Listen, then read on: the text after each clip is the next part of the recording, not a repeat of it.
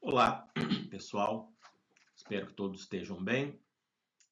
Vamos hoje tratar de validade jurídica da relação de emprego, ou, se preferirem, elementos jurídico-formais que conferirão à relação existente a garantia de produção de efeitos concretos no plano do contrato. Antes de mais nada, vou pedir, Jorge, de início, para que você dê o seu joinha aí, para que você indique e compartilhe com seus colegas. Muito bem, esse tema da validade jurídica da relação de emprego está atrelado naturalmente, juridicamente, logicamente, ao tema da existência da relação jurídica de emprego, que nós temos também vários vídeos aqui no canal sobre requisitos do emprego. Não obstante haver muitos vídeos aqui no canal, eu vou repassar aqui muito brevemente. Então, quando nós tratamos do plano da existência, que precede a análise do plano aqui da validade, quando nós tratamos do plano da existência, nós verificaremos a confluência de 5 requisitos do emprego. Trabalho por pessoa natural, com pessoalidade, não eventualidade, onerosidade, subordinação jurídica. Uma vez que nós conferimos o plano fático para atestar a existência do emprego, pela via da confluência dos requisitos do artigo 3º, uma segunda análise se impõe no sentido de percebermos se essa relação existente produz efeitos. E essa produção de efeitos, para mim, especificamente para mim, ela se prende a apenas 2 requisitos ou elementos jurídico-formais. Aqui, portanto, não trataremos de elementos fáticos jurídicos, mas na linha doutrinária do professor Maurício Godinho Delgado, nós trataremos de elementos jurídico-formais. Então, nós vamos buscar capacidade laborativa e licitude do objeto apenas. A doutrina majoritária tradicional exigirá outros 2, forma prevista ou não proibida e rigidez na manifestação de vontade. Eu os dispenso pelas razões que apresentarei.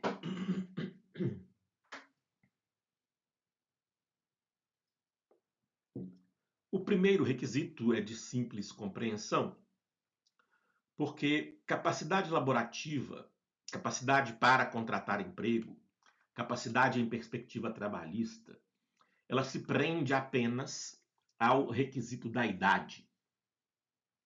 Então, nós vamos perquirir no plano do contrato, no plano da avença, melhor dizendo, no plano da relação, melhor ainda, se o trabalhador é menor ou maior de idade, e essa situação vista resultará em incapacidade ou incapacidade nos termos dos artigos 402 e 403 da Consolidação das Leis do Trabalho, que estabelecem o seguinte: considera-se menor, para os efeitos desta consolidação, o trabalhador de 14 até 18 anos.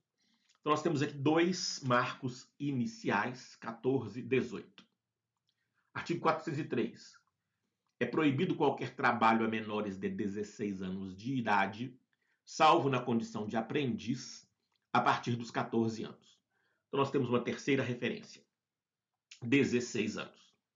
Então, o que nós podemos extrair do aspecto formal requerido, capacidade laborativa?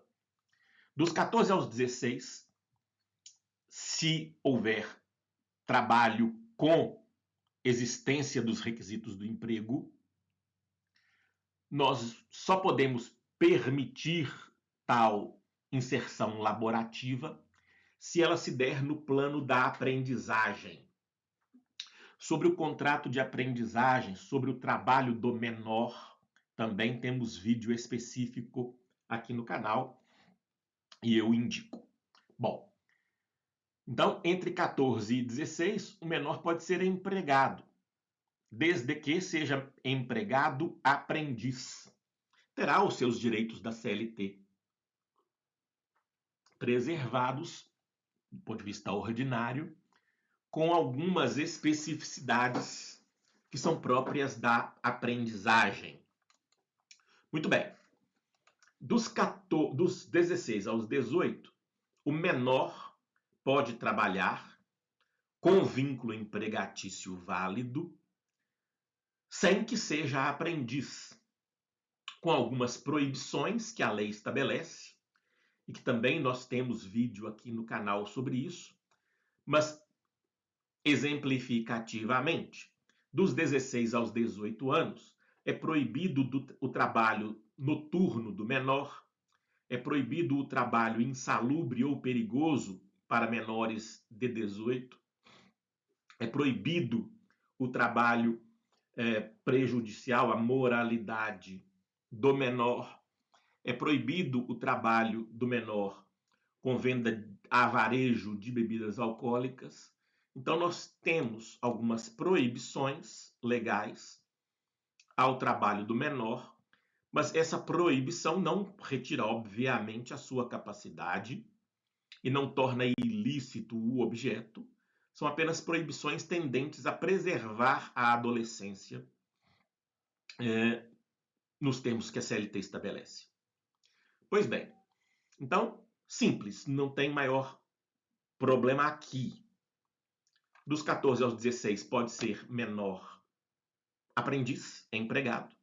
Dos 16 aos 18 ele pode trabalhar em outras atividades para além da aprendizagem, com algumas proibições envolvidas com a menoridade ou próprias da menoridade.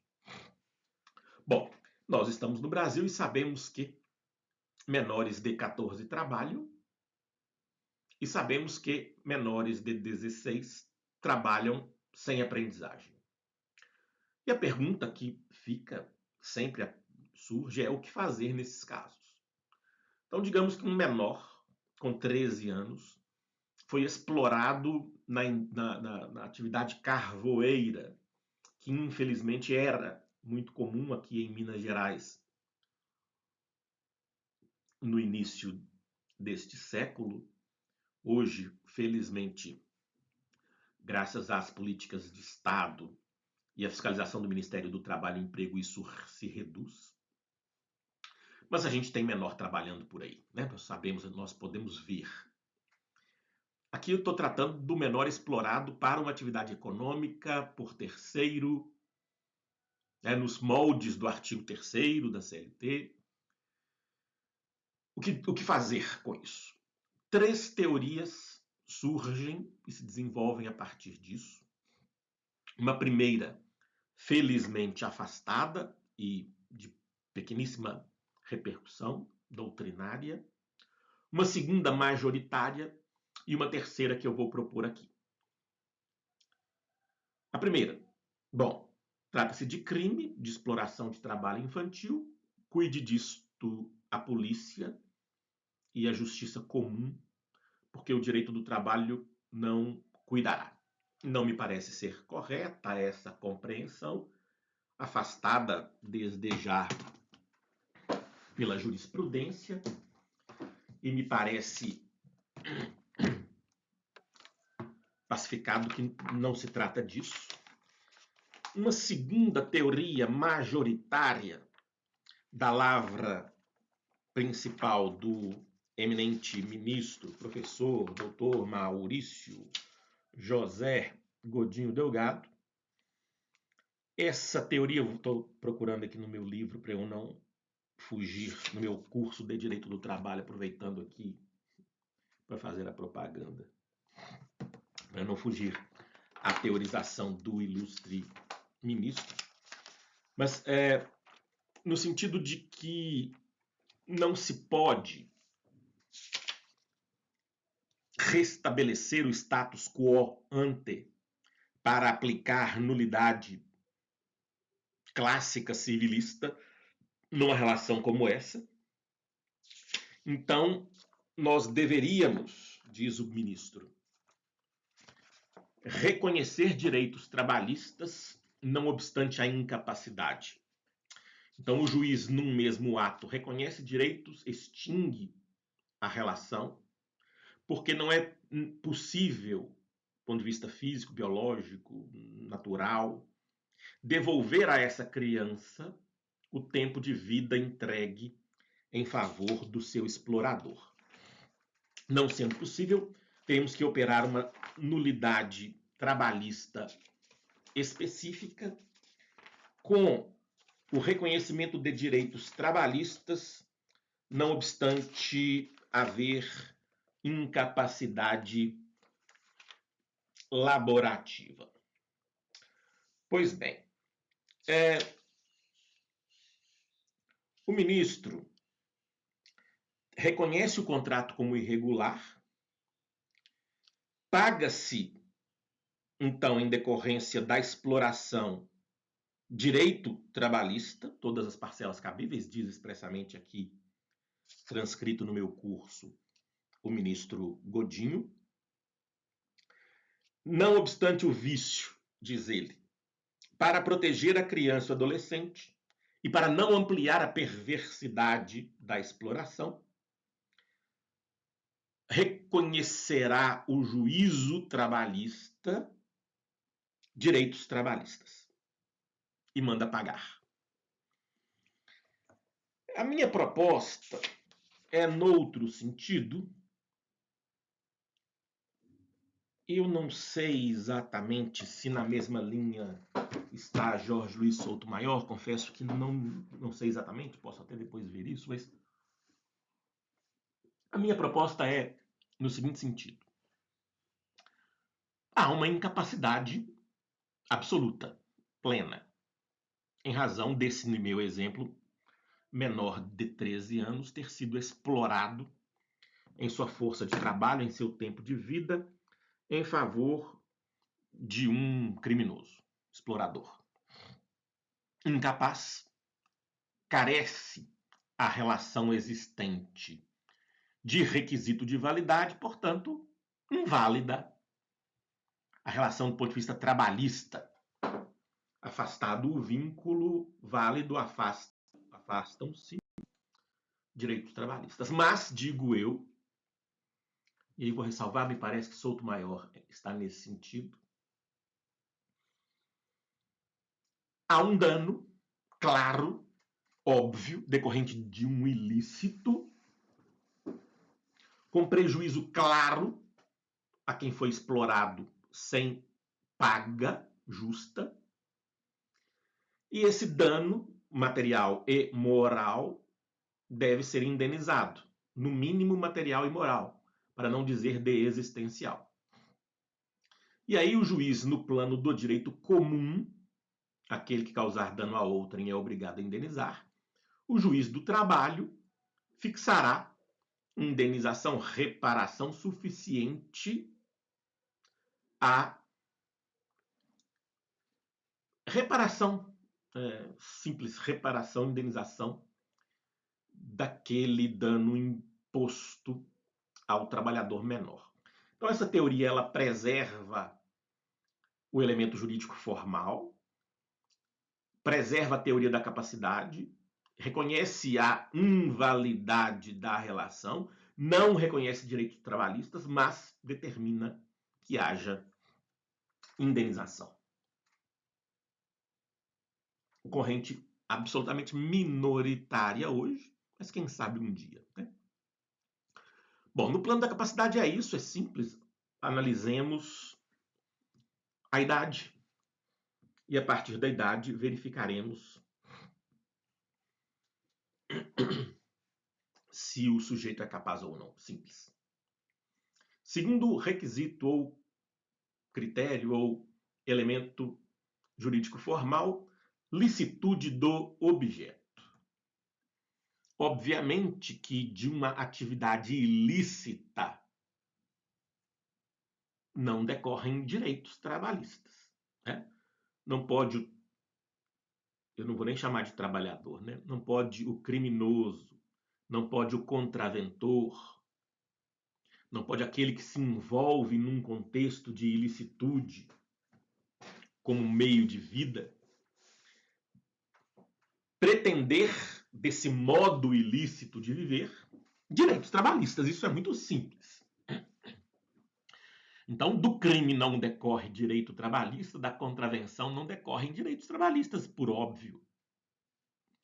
Eu chamo atenção apenas para que não confundamos, para que você não confunda atividade ilícita, que a doutrina chama de atividade laborativa ou de trabalho ilícito. Eu acredito que isso não existe. Né? Não existe trabalho ilícito. O que existe é atividade ilícita, porque para mim a definição de trabalho envolve ser a atividade humana lícita voltada a um resultado. Né? Então, quando a doutrina, e às vezes até eu mesmo me pego perpetuando aquilo que sempre se disse, né? Que diz que o trabalho ilícito não gera direitos, mas na verdade a ideia, ok, é essa mesma. O que não gera direitos é a atividade ilícita. O que não gera direito é o crime como meio de vida. O que não gera direito trabalhista é a contravenção como meio de vida. Não confundir com trabalho proibido, que nós já dissemos, né? Para o menor de 18 anos, não pode trabalhar à noite, em local perigoso, insalubre, com venda de bebida alcoólica, etc. Esse trabalho proibido, esqueça isso, porque não tem ligação com crime e contravenção. É só fazer essa distinção entre atividade ilícita que não se confunde com trabalho proibido, cada um com seu efeito. O trabalho proibido não impacta na capacidade, muito menos na licitude. Já a atividade ilícita, repito que não é laborativa, embora nós tenhamos a tendência a assim dizer, a atividade ilícita, criminosa ou contravencional, ela não gera direitos. Também é simples essa percepção, não me parece haver maior discussão, apenas doutrinariamente, teoricamente, a jurisprudência nem aplica exceções referentes ao desconhecimento do trabalhador, e aí complicado, né? Dizer se ele é trabalhador ou agente envolvido com crime ou contravenção, sobre a ilicitude. Essa exceção é teórica, mas que não tem respaldo jurisprudencial, e aí poder-se-ia dizer que, desconhecendo que aquilo que ele faz é um crime ou uma contravenção, estaria justificada a licitude do objeto, eu também tendo a não concordar. E aí, mais controvertida é a atividade laborativa não relacionada à ilicitude do patrão. O patrão é um criminoso. Explora casa de prostituição, por exemplo. E aí a faxineira ali não está envolvida diretamente na atividade ilícita do seu patrão. Embora saiba que ali se explora a prostituição. A jurisprudência tende a afastar de plano direitos trabalhistas dali decorrentes, porque não decorrem. Mas a teoria, eu estou dizendo aqui apenas para ressalvar. Por fim, doutrina majoritária clássica tende a exigir forma prevista ou não proibida, o que eu afasto, porque forma não é da essência do contrato de emprego, forma não se exige nem para a existência nem para a validade. Você pode dizer que o trabalho se deu da forma que você quiser, pejotizado, sem carteira, não importa a forma que se lhe dê. Vai prevalecer a realidade, então por isso eu afasto o requisito da forma.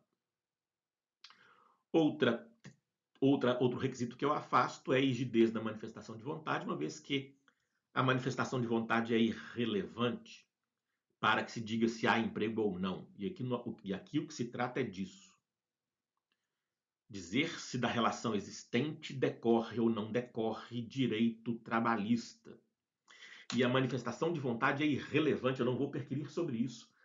O trabalhador pode ter dito: minha vontade é contratar por PJ. Minha vontade é ser voluntário. Minha vontade é ser cooperado. Sei lá. Essa manifestação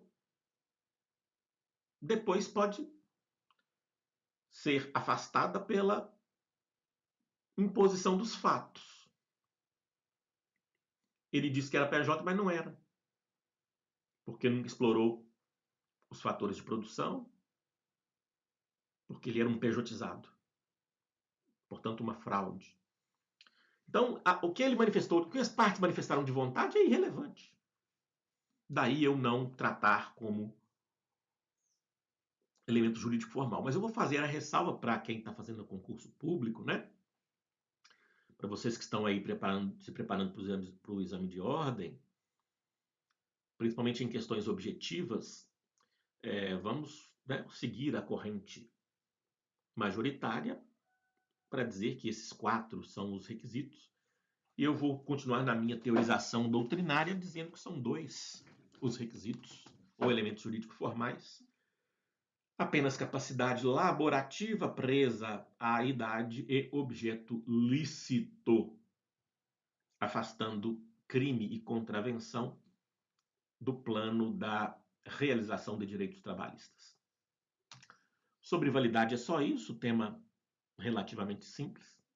Indico a minha obra principal, curso de Direito do Trabalho, editora LTR, e lá você tem as correntes doutrinárias e as compreensões jurisprudenciais e a minha teorização completa sobre o assunto. Obrigado, pessoal. Um abraço. Até breve.